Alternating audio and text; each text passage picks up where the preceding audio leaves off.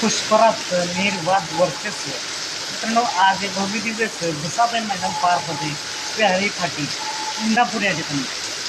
एक दुसरा एक बैल मैदान आणि या मैदानातील गट क्रमांक 14 होता.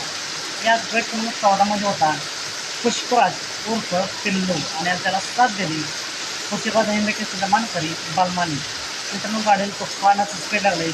50पासून त्यांनी निकालापर्यंत स्पीड वाढतच होतं आणि गाडीने सुस्ता निकाल घेऊन गाडी सेमीसाठी पात्र झाली. आजच्या या मैदानासाठी सेमीसाठी पुष्कराज पिल्लू आणि बलमाला खूप केली. मित्रांनो, असेच वेगवान निकाल पाहण्यासाठी आता चॅनेलला निकालाचा बादशाह या चॅनेलला सबस्क्राईब करा, लाईक करा आणि शेअर करा. तर आपण भेटूया पुन्हा एकदा अपडेट बघण्याच्या नवीन व्हिडिओमध्ये.